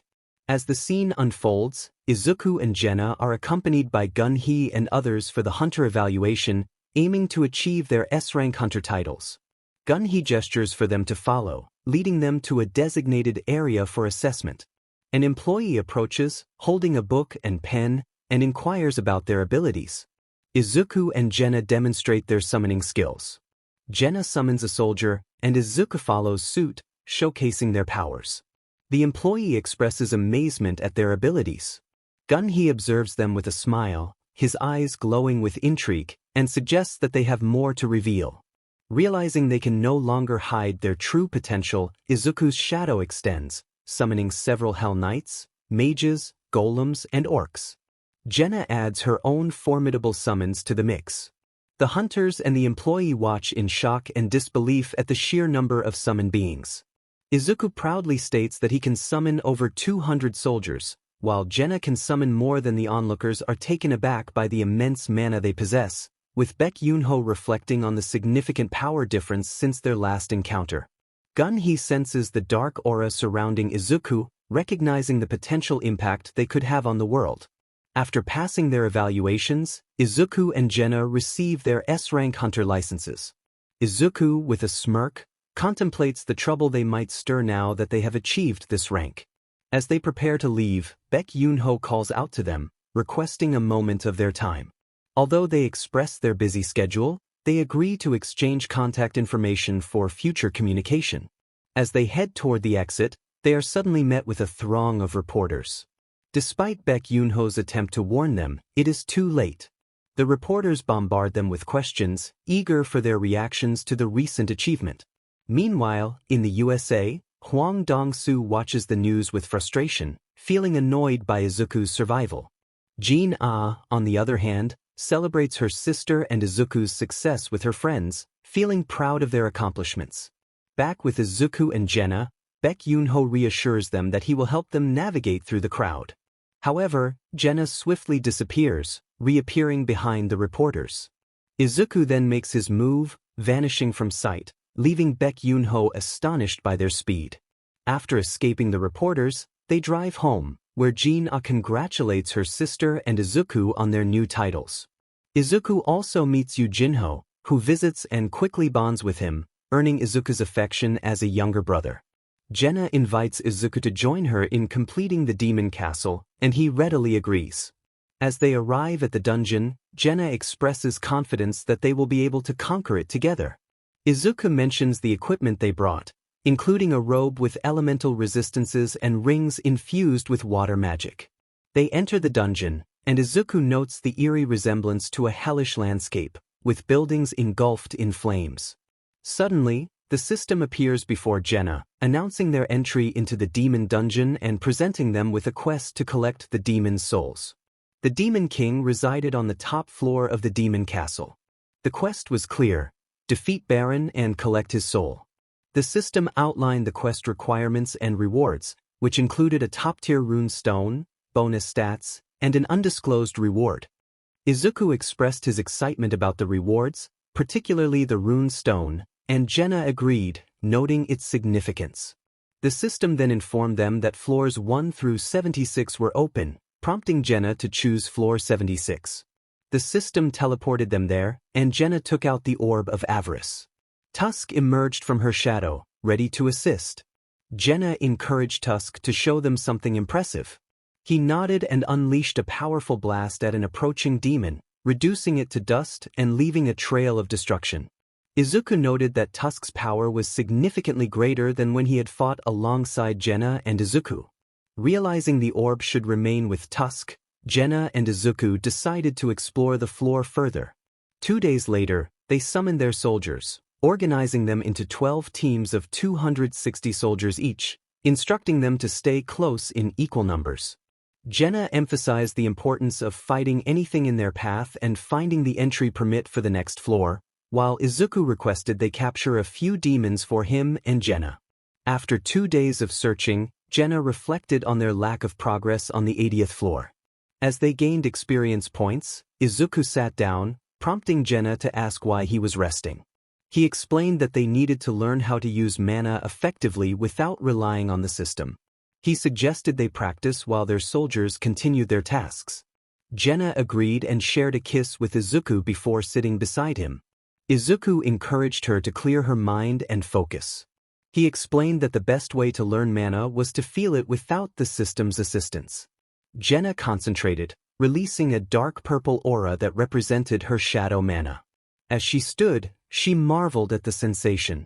Izuku joined her, feeling his own mana, a pink flaming aura that felt like an extension of himself. He was thrilled by the experience and decided to test his newfound abilities. Noticing a horde of demons approaching, Izuku charged up an attack, naming it Divine Killshot, before launching it at the demons, obliterating them. Jenna smiled at his display of power and prepared her own attack, channeling mana through her hands. With a powerful punch, she created a shockwave that eliminated another group of demons, showcasing her improved control over mana.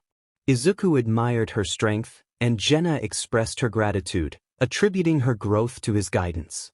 They both received notifications from the system indicating they had leveled up twice. However, they realized their soldiers had still not found the entry permit after 2 days of searching. Sensing a disturbance, they turned their attention to their soldiers, who were under attack. Izuku quickly assessed the situation, noting that someone was swiftly defeating their soldiers. He activated his metavision to locate the source of the threat. Confident that their soldiers could hold out for a while, he scooped Jenna up in a bridal carry and activated his jump skill, propelling them toward the battle. Upon landing, they faced a group of demon knights who had been attacking their soldiers. Izuku dodged an incoming attack and countered with a swift kick, sending the knight flying. Jenna summoned one of her daggers, dispatching another knight with precision. As the battle intensified, Izuku summoned his 1,000-year demon dagger, swiftly taking down 2 more knights. Only one knight remained, trembling in fear. Jenna noted the sight of a demon retreating in fear was a rare occurrence. The system confirmed their victories, awarding them experience points. Izuku pondered whether demons could feel fear, and as the last knight shook uncontrollably, he smiled menacingly, his eyes glowing with power. Jenna found his intensity captivating as he activated his meta-vision, revealing multiple eyes behind him, all fixated on the frightened knight. Shaking, the demon felt a tremendous pressure weighing down on its body, struggling to remain standing under the force Izuku was emitting. Jenna, with a smirk, asked if she could eliminate the demon. Izuku encouraged her to go ahead. As Jenna grasped the demon by the neck, ready to end its life, it surprised them both by speaking.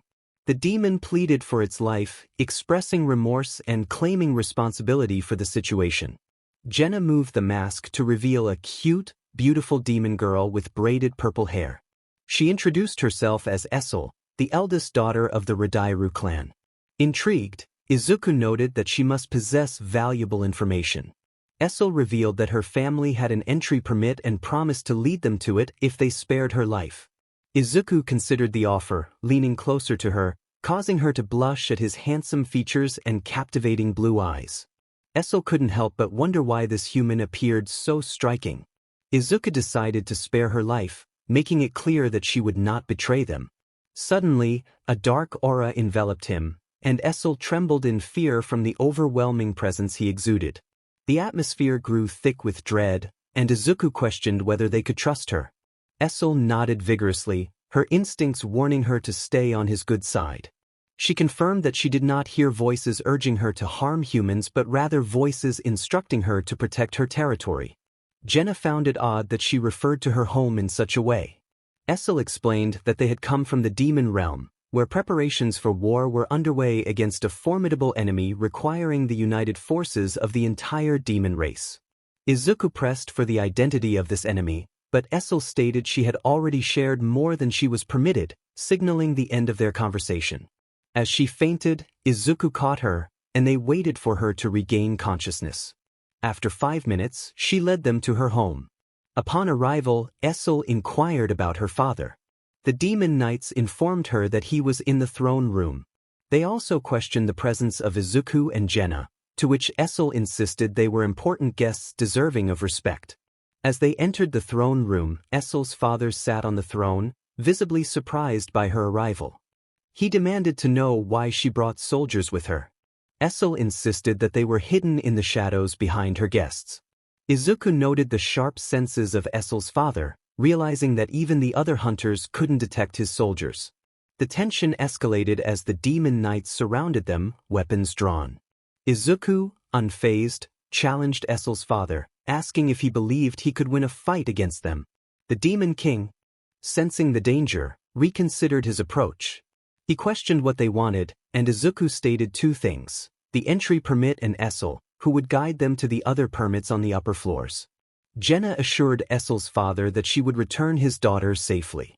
Reluctantly, he agreed and handed over the entry permit to Jenna, who expressed her gratitude.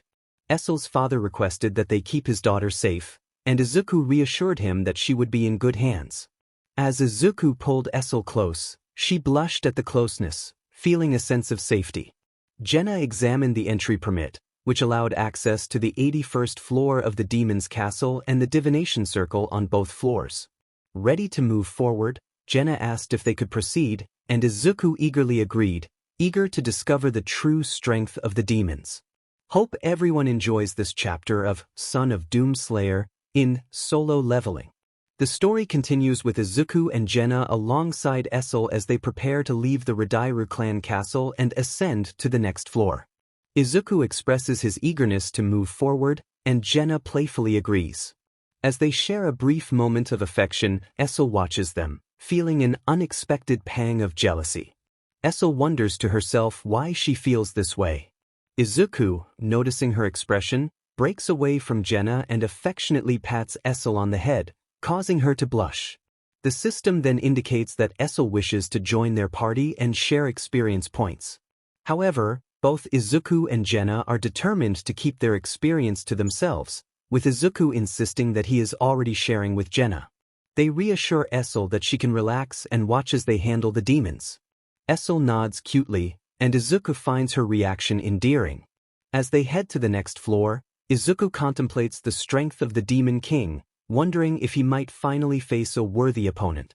He considers using his Ultra Instinct in the upcoming battle, a mode that allows him to counter attacks with precision and enhances his abilities. Jenna, aware of Izuku's thoughts, reflects on the Demon King Baron and how he might challenge Izuku. She admires her boyfriend's capabilities, realizing he adapts and grows stronger with each fight. The thought of starting a family with him brings a blush to her cheeks, and Izuku smiles at her reaction. They continue their ascent to the Demon Castle, reaching the 89th floor.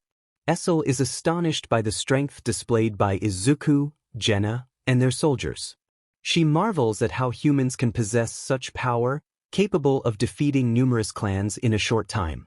Watching Izuku fight, she notes his flawless movements and the effectiveness of his techniques, which seem effortless yet devastating. As he dispatches demons with incredible speed, he wonders aloud why these foes are so weak. Izuku felt a sense of disappointment, wondering if the enemies were weaker than he expected. He hoped the Demon King would prove to be a greater challenge. Meanwhile, Jenna observed the system notification that appeared before her. The system indicated that Igris and Tank had reached their maximum levels. Jenna noted that both her soldiers were ready to advance. The system confirmed that Igris had requested permission to rank up, as had Tank. Izuku saw this as an opportunity for Jenna to strengthen her forces. Jenna decided to accept the requests for advancement, and Izuku acknowledged that this would enhance their capabilities. He also realized that he needed named soldiers to bolster his ranks, as none of his current soldiers had names, though they were capable of defeating A-rank and lower-tier S-rank monsters. The system announced that Igris had been promoted to Elite Knight and Tank had advanced to Knight. Izuku congratulated Jenna on Igris's new rank, and she shared in his excitement. Essel approached them, asking if Izuku preferred to be called by his name rather than Sir. He encouraged her to call him Izuku. Curious about the challenges ahead, Essel inquired about the strength of the demons on the upper floors. Izuku confirmed her suspicion that they would be stronger, and she nodded in agreement. He reassured her that their skills would be sufficient to handle the upcoming threats. Essel then asked why they had spared her clan, given their mission to clear the tower. Izuku looked at her with a warm smile, explaining that he liked her. Her cheeks flushed, and Izuku found her reaction endearing. Jenna observed this budding connection, contemplating her feelings about Essel's growing affection for Izuku. As they progressed to the next floor, they faced stronger opponents, but Izuku remained focused on gaining experience and power. He envisioned becoming even more formidable, ensuring the safety of his loved ones. With determination, he resolved to eliminate anyone who threatened them. On the 91st floor, Izuku and Jenna moved swiftly, defeating monsters at an incredible pace. Izuku's thoughts were filled with ambition as he sought to grow stronger. He was prepared to confront any challenge that stood in his way, promising to bring despair to those who dared to oppose him. As they continued their ascent, Izuku demonstrated his impressive swordsmanship, dispatching demons with ease. When he noticed a group of demons approaching Essel, he rushed to her aid, unleashing a powerful attack. Afterward, he checked on her, and she expressed her gratitude, blushing at his kindness. They climbed higher, reaching the 100th floor, where they sensed a powerful presence. Izuku and Jenna prepared themselves as a formidable figure appeared atop a wyvern. The figure introduced himself as Baron, the Demon King, and expressed skepticism about their strength. Baron taunted them, implying that they had yet to unlock their full potential. Izuku narrowed his eyes, feeling a surge of determination. Baron then summoned demons from a portal, surrounding the trio. Izuku realized they were in for a tough battle, but he was ready to face whatever challenges lay ahead. Jenna instructed everyone to stay behind her as Baron raised his sword and commanded his soldiers to attack. The demons surged forward toward Izuku, Jenna, and Essel. Izuku smirked, ready for the challenge. Jenna activated one of her skills, enveloping the area in a vast purple domain. The system confirmed the activation of her skill, Monarch Domain. Izuku followed suit, activating his own skill, Hell Domain. Weapons erupted from the ground, and Izuku's and Jenna's soldiers engaged the demons in fierce combat. As the battle intensified, Izuku and Jenna moved with incredible speed, taking down demons left and right. Baron observed them, surprised by their strength. He realized they could pose a significant threat to him and his plans. Deciding to break his deal with someone, Baron charged his mana and unleashed a blast of lightning into the sky, drastically changing the weather. Lightning bolts rained down, wreaking havoc and destroying many of his own soldiers. One of the bolts was about to strike Essel, but Izuku swiftly used his cape to shield her.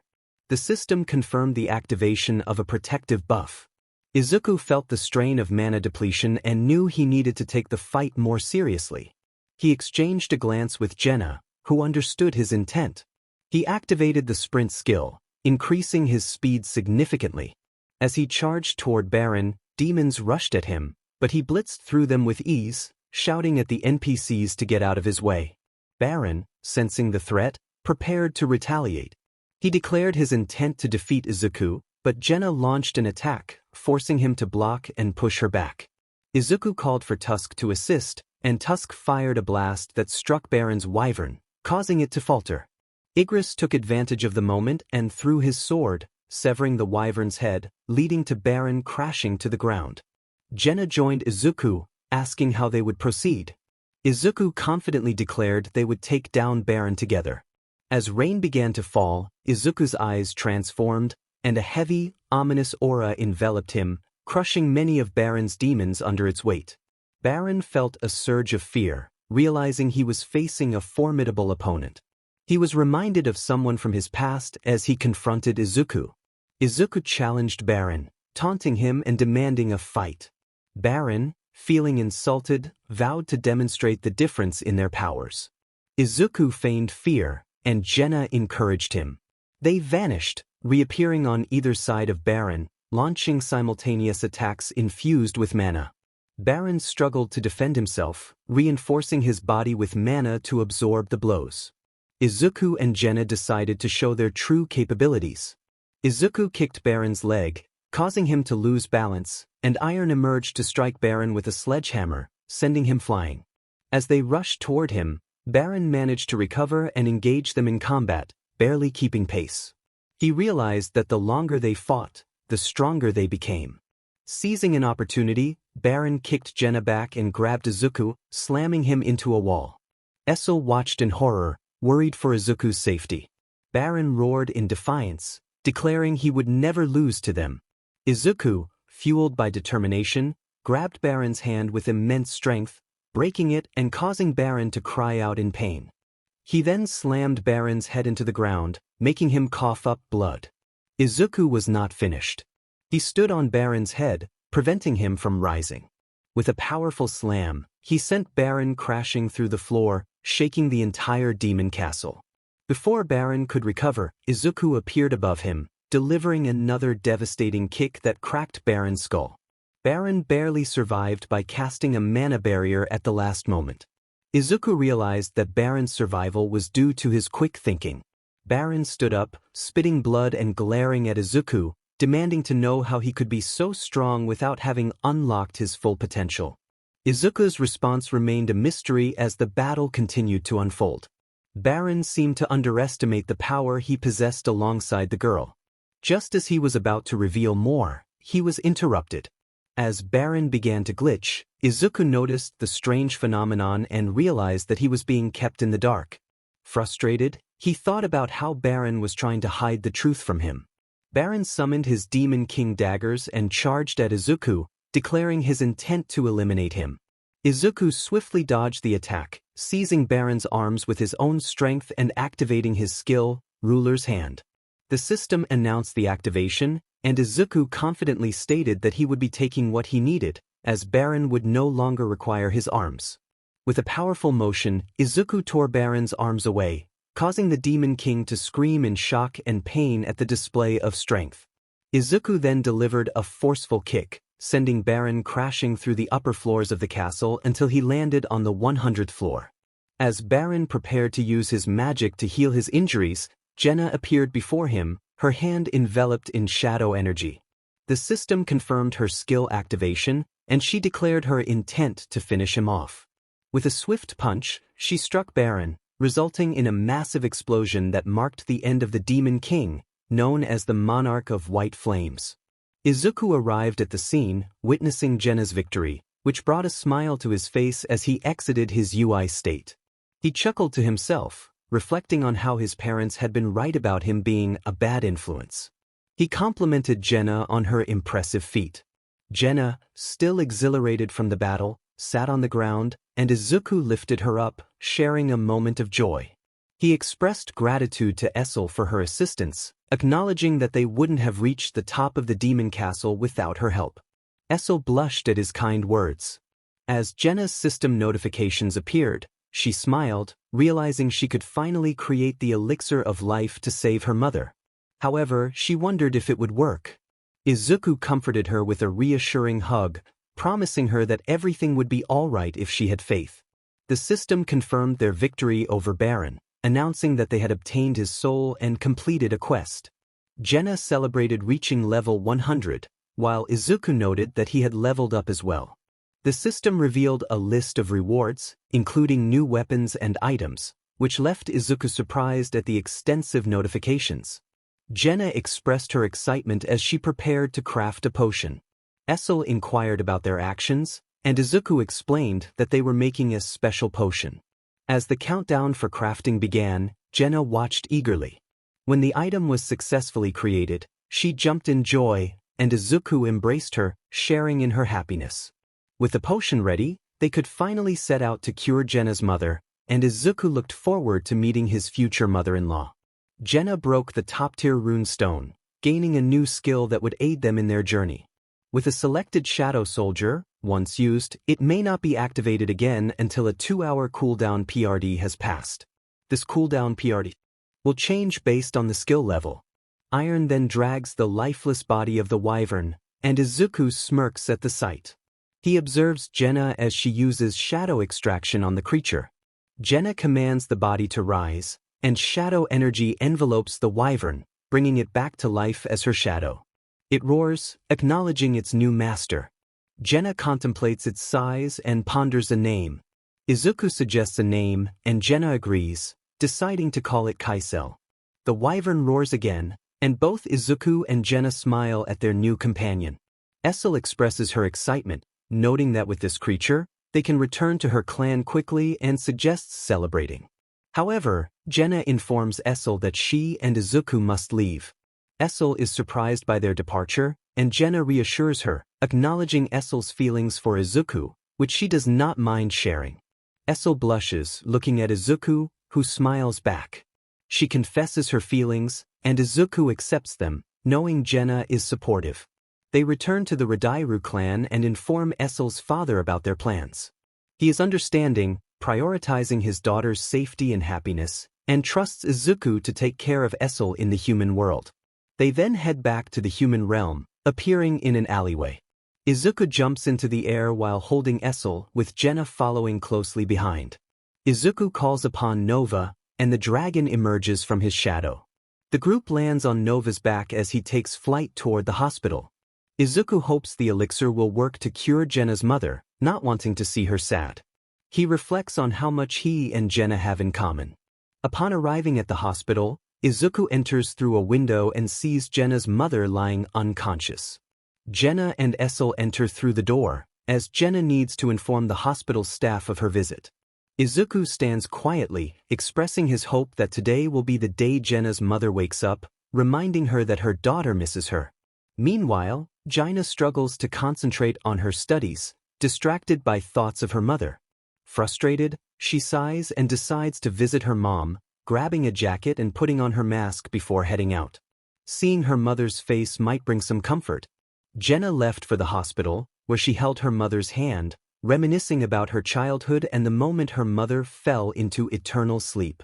In that moment, Jenna wished she could simply watch her mother's hair. They administered the elixir, and both Jenna and Izuku observed as her mother's wounds began to heal, yet she remained unresponsive. Tears welled in Jenna's eyes as she sought comfort from Izuku, feeling the weight of despair. She expressed her worries, feeling that the elixir was not working. Izuku reassured her, urging her to have faith that her mother would awaken. Essel joined in, offering her support as well. Suddenly, a gust of wind swept through the room, causing the curtains to flutter and allowing moonlight to filter in. In that stillness, a voice called out to Jenna, causing everyone to widen their eyes in surprise. The voice softly asked if it was Jenna. She turned to see her mother stirring, tears streaming down her face as she recognized her. Her mother acknowledged how much Jenna had grown and wondered how long it had been since they were together. Jenna gazed at her mother, tears welling in her eyes as she spoke about the 4 years that had passed. Her mother touched Jenna's cheek, smiling warmly, her own eyes glistening with emotion. The mother expressed her gratitude, acknowledging the challenges Jenna had faced.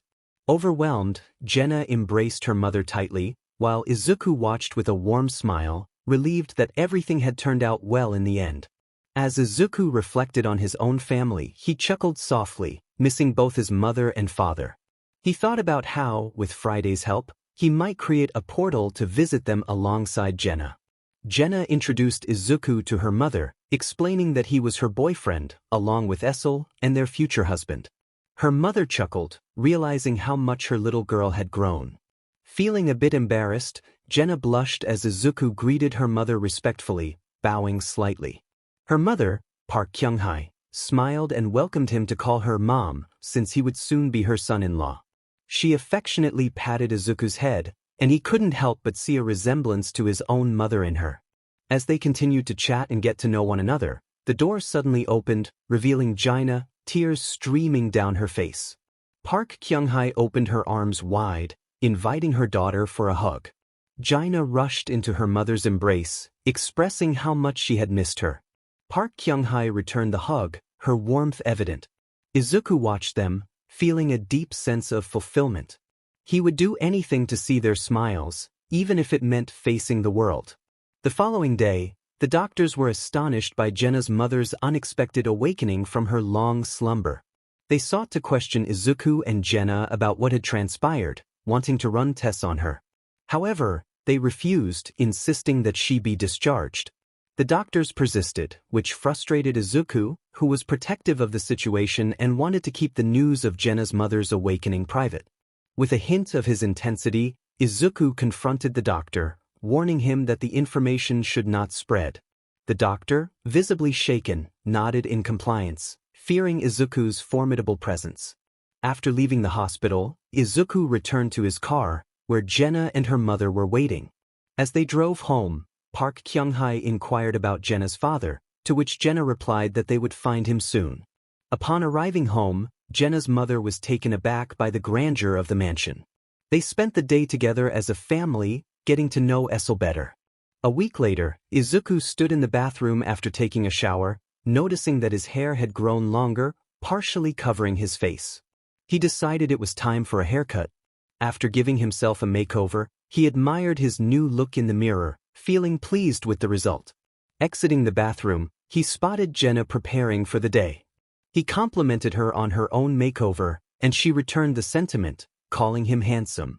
Eager to start the day, Jenna suggested they head downstairs for breakfast, confident that her mother had prepared a meal for them. Izuku agreed, telling her to go ahead while he finished getting ready. She nodded and kissed him before heading down. She then headed downstairs while Izuku went to his wardrobe, contemplating his outfit. Decided on a suitable choice and made his way down, where he found Jenna's mother preparing breakfast with the help of Essel, Jenna, and Jaina. Izuku greeted them with a cheerful morning, and his mother, Park Kyung-hae, responded warmly, asking how he was doing. He assured her he was fine. Jaina, affectionately calling him Izu, made him chuckle as he smiled and gave each of the girls a morning kiss. As he sat at the table, Jaina settled on his lap, prompting a light-hearted comment about her preference for his warmth. Essel inquired if he had plans for the day, to which he replied that he would be relaxing at home. She kissed his cheek and he smiled back at her. Park Kyung-hae then encouraged everyone to dig into breakfast before it got cold, and they all enjoyed their meal together, cherishing the time spent as a family. After breakfast, Jenna's mother was busy washing dishes with Jenna's help, while Jaina lay on Izuku's lap, engrossed in her phone. Essel was watching a movie, resting her head on Izuku's shoulder. Suddenly, Izuku received a call and informed the girls that he would step away for a moment to take it. He went to the balcony of the mansion, taking in the stunning view of the city, and answered the call from Chairman Go Gun-hee. The chairman greeted him and expressed hope that he was doing well. Izuku confirmed he was fine and asked what prompted the personal call. The chairman informed him about an upcoming raid on Jeju Island. Izuku was surprised, admitting that he and Jenna had been off the grid and unaware of the news. The chairman suggested meeting to discuss the matter, but Izuku assured him that they would come to the association instead, promising to arrive in about 10 minutes. As Jenna approached, Izuku shared that he had been speaking with the chairman and that they needed to head to the Hunter Association for an important discussion. Jenna agreed, and they took one of the cars to drive there. Once they arrived at Chairman Go Gunhee's office, Izuku asked about the Jeju Island raid. The chairman explained the situation, detailing the dangers of the island and how Japan and Korea were collaborating to address the threat once and for all. Izuku found the information intriguing, pondering the evolving nature of the creatures involved. Jenna expressed her concern about the situation, and Izuku agreed, sensing multiple powerful signatures nearby, indicating that S-rank hunters were sparring. The chairman confirmed that both Japanese and Korean S-rank hunters were engaged in matches. Jenna noted one of the signatures had considerable mana, and the chairman identified it as Gotoruji, the strongest S-rank hunter from Japan. Izuku, however, felt that calling him the strongest might be an exaggeration. They all shared a moment of contemplation about the strength of these hunters and the challenges ahead. Izuku suggested they go observe the sparring matches to see if Gotoruji lived up to his reputation. They made their way to the gym, where the hunters were training. Gotoruji noticed Jenna and Izuku with Chairman Go Gunhee and inquired about their identities. The assistant informed him that they were the new S-rank hunters from Korea. They must be excellent assassin-type hunters, Goto thought. However, the assistant disagreed, stating they were mages. Goto was taken aback, examining Izuku and Jenna closely. He noticed their dark and formidable aura. Mages? No, he couldn't believe it. There was no way a mage could possess that kind of aura. Izuku remained silent, lost in thought, while Jenna also stayed quiet. Kane and Akari watched Izuku, blushing at his handsome appearance.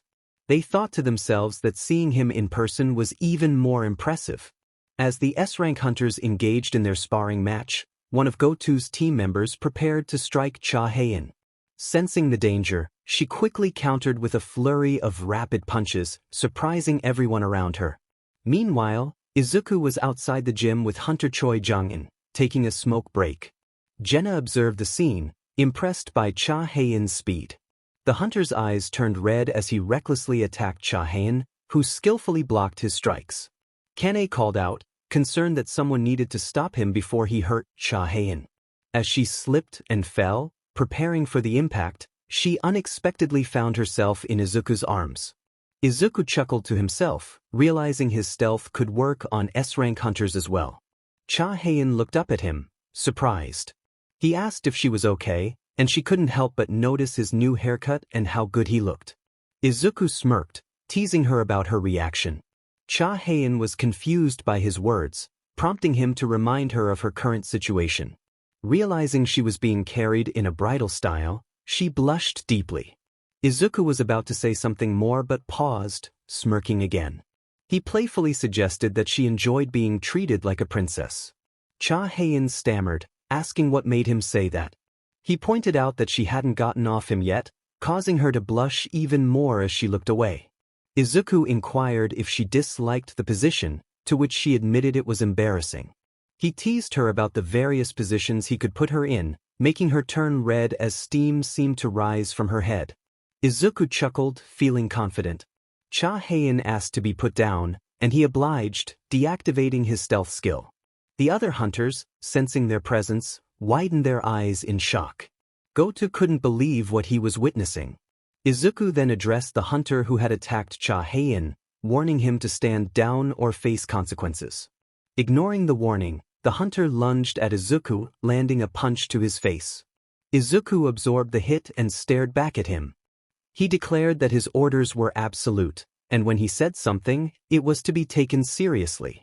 With that, he retaliated, delivering a powerful punch that shook the gym and created a crater beneath him. Everyone was stunned by Izuku's strength, having taken down an S-rank hunter in a single blow. Goto, impressed yet challenged, called for a sparring match with Izuku.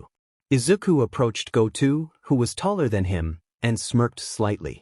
He remarked that Goto should be more concerned about the potential consequences of their match. Goto wondered if Izuku was serious. Izuku continued, suggesting that if Goto wanted a beating, he wouldn't refuse.